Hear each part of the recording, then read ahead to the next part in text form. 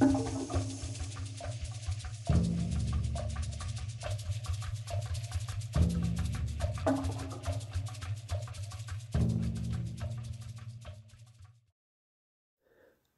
leyendas son parte de nosotros y nuestra identidad. Nos transportan al pasado y nos enseñan sobre nosotros mismos. Hola a todos y bienvenidos al programa piloto de nuestro podcast Leyendas en Identidad. ¿Qué tal? Soy Gaby Catherine y hoy estaremos junto con Daniel, Ricardo, Carlos, Rodolfo y Daniela, y juntos hablaremos acerca de las leyendas que nos sumergen en historias fantásticas y emocionantes, así como su importancia en nuestra identidad y la representación del pasado. Pero Ricardo, ¿por qué no nos hablas de qué es una leyenda? Claro, hola a todos. Una leyenda es un tipo de narración literaria que se caracteriza por ser parte importante de la identidad de las personas. Esto debido a que se transmiten de persona a persona durante mucho tiempo, es decir, son de tradición oral. Además de esto, algo que las vuelve fantásticas es la mezcla de elementos reales e imaginarios, llenando nuestra mente de escenarios que son maravillosos. ¡Wow! ¡Qué interesante!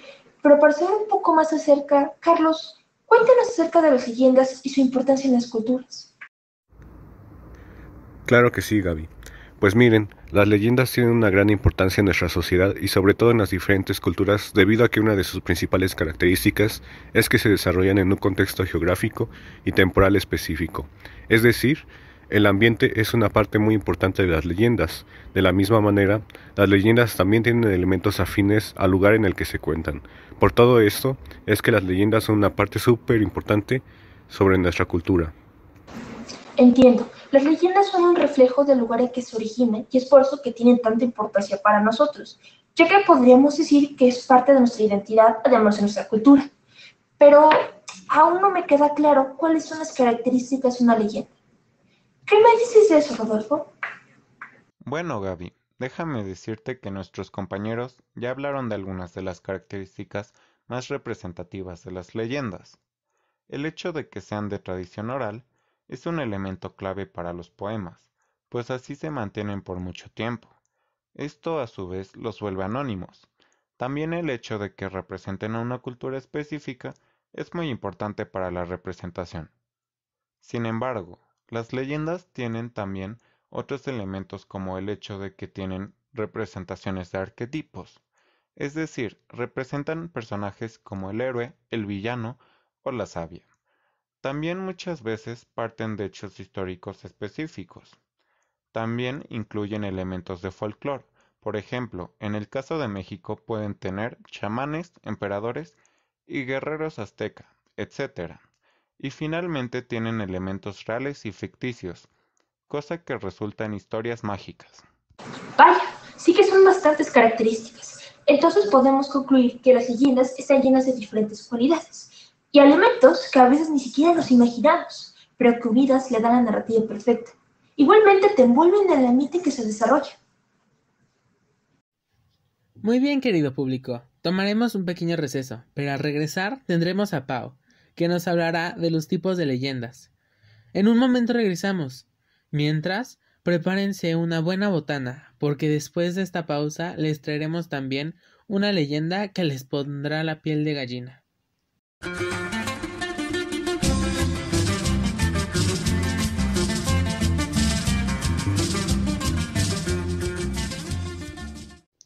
Hola a todos y bienvenidos de regreso a su programa. Ahora, como les decía antes del corte, es momento de hablar de los diferentes tipos de leyendas, pues existen diferentes leyendas que tienen diferentes temáticas. Entonces, Pau, háblanos acerca de los tipos de leyendas que existen. Muy bien, Ricardo. Bueno, como bien lo mencionas tú, en los diferentes relatos que podemos escuchar se tratan diferentes temáticas. Gracias a esto podemos clasificar a las leyendas y conocer diferentes tipos de leyendas. Los tipos de leyendas más conocidos son según su público, según su origen y según su temática. Según su público pueden ser infantiles o adultas. Según su origen pueden ser locales, rurales o urbanas y según su temática pueden ser de terror, amor, guerra, histórica, religiosa o etiológica. Cada una de estas clasificaciones nos muestra la enorme variedad que tenemos de leyendas y la variedad que existen Es muy interesante. Yo suponía que los diferentes tipos de leyendas se reducían a un grupo muy pequeño, pero ahora que he escuchado veo que hay un espectro bastante grande y amplio. Ahora que lo pienso, con tanta variedad, hay para desde pasar un buen rato mientras uno aprende historia hasta para asustar en una tarde de octubre. Rodolfo, Daniel, ustedes tienen razón. Hay una vastedad mucho más grande de lo que uno puede imaginar al contar leyendas. Pero, ¿por qué no ilustramos esto a nuestros escuchas con 2 leyendas? A continuación, mi compañera Gaby les contará la leyenda de la mulata de Córdoba. Bueno, antes de empezar esta historia, Emiliano, vamos a hablar un poco de lo que hay detrás de esta leyenda.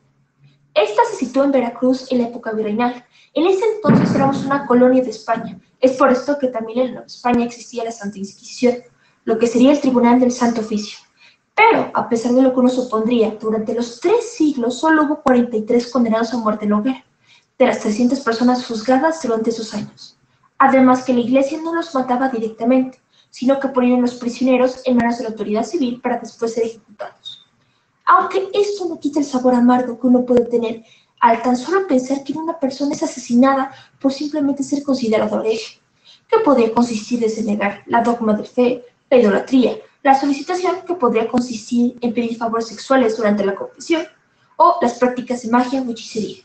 No puede ser, el haber vivido en aquella época tuvo que haber sido un martirio, por cosas sin sentido, como ser acusado de hechicería, que si bien podría ser ciencia no comprendida, hasta negarse en creer ciegamente en la iglesia. Aunque es algo aliviante el hecho de que no hayan sido cientos de personas como uno imaginaría. Tienes un buen punto, Ricardo.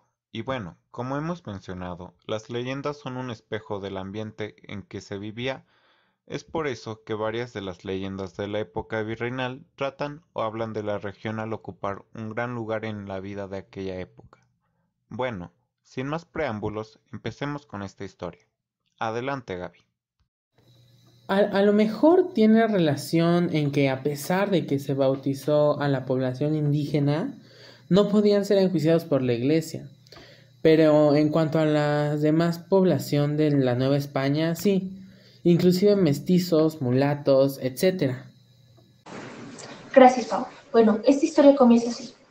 Corría el año de 1618 y en la villa de la Córdoba de los Caballeros se dice que vivía una bella mujer de cuyo origen y domicilio nadie sabía. Su belleza era tan grande que todos los hombres se sentían atraídos por ella. Por sus venas corría sangre negra y española. Era la mulata de Córdoba.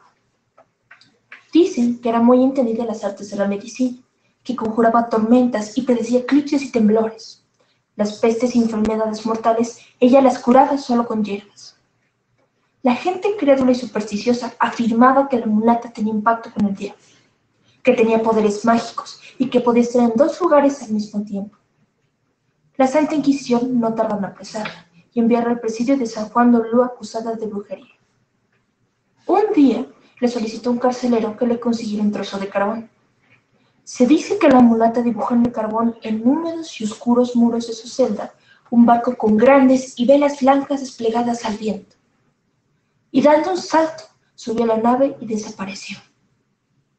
Al día siguiente, aferrado a la reja del calabozo vacío, se encontró el carcelero con la razón perdida. Uy, vaya final misterioso. ¿A dónde habrá ido a parar la mulata de Córdoba? A los que nos escuchan, ¿ustedes qué piensan? ¿Tendrá acaso un poco de verdad este relato? Bueno, retomando, esta no será la única leyenda que hoy les contaremos. A continuación, Ricardo les contará la leyenda detrás de los volcanes, Iztaccíhuatl y Popocatépetl. Esta leyenda no tiene que ver con la iglesia ni con la religión católica, pero sí con nuestros orígenes prehispánicos y su manera en que veían a la naturaleza y el paisaje que les rodeaba, y cómo estos los relacionaban con su lado humano. Empecemos.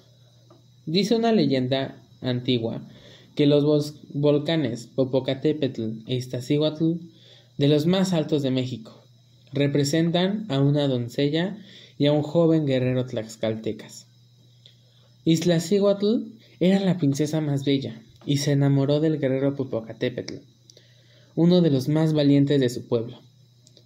Antes de partir a la guerra, en la que los tlaxcaltecas se encontraban inmersos frente a los aztecas, el joven guerrero pidió la mano de la doncella Iztaccíhuatl.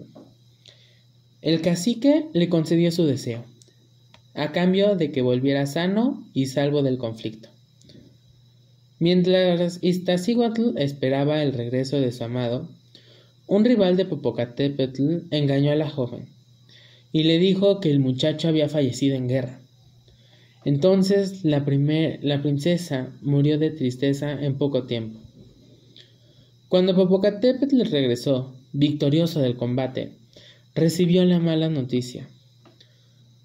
Durante días y noches, el guerrero vagó por la ciudad, pensando cómo podía honrar el gran amor que se habían tenido.